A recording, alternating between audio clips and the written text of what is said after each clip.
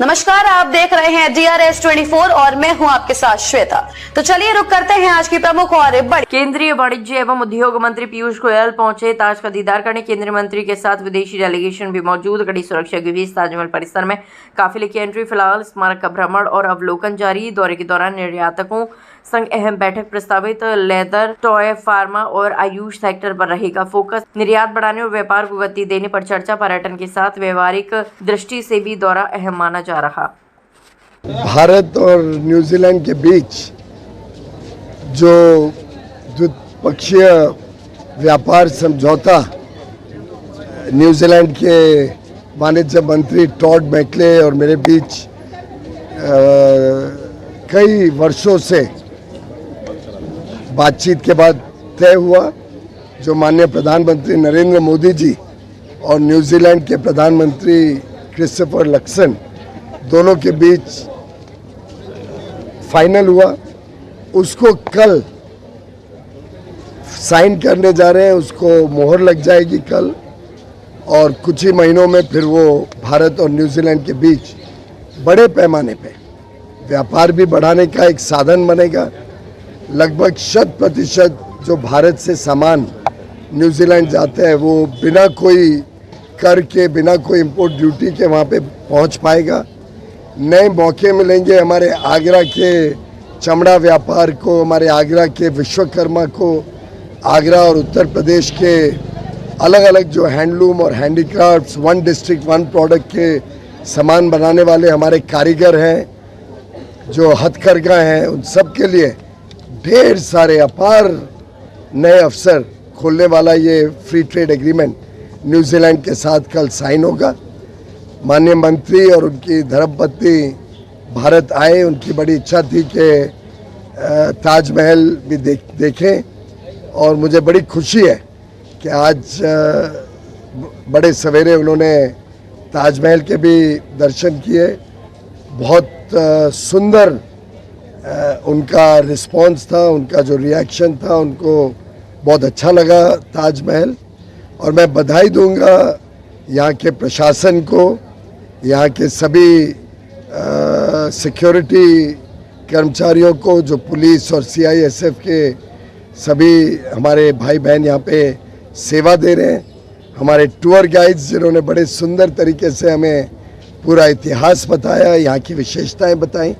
एक प्रकार से पूरा माहौल और जिस अच्छे वातावरण में ताज को संभाला गया है ASI द्वारा, आर्कियोलॉजिकल सर्वे ऑफ इंडिया ने मेंटेन किया है, सभी के साझा प्रयासों से ताज शायद और निखर रहा है और लगातार एक विश्व का आकर्षण का केंद्र बन रहा है। सर, बंगाल चुनाव है और दूसरे फेज में चुनाव होने वाला है, क्या लग रहा है इस बार बीजेपी? बड़ा स्पष्ट है कि प्रधानमंत्री नरेंद्र मोदी जी के नेतृत्व में NDA की सरकार दोनों तमिलनाडु और पश्चिम बंगाल में आने जा रही है।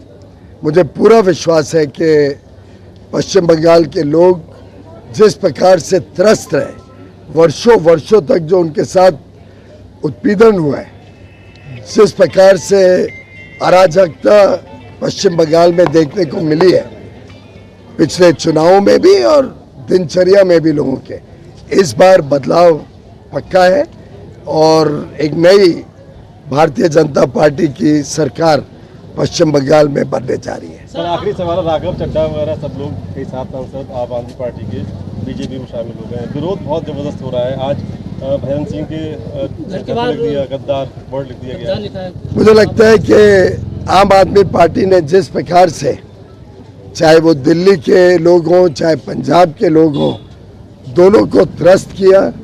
जिस पराकाष्ठा पे भ्रष्टाचार चला गया था पंजाब और दिल्ली में आम आदमी पार्टी के शासन में, कोई भी व्यक्ति उसको बर्दाश्त नहीं करता था।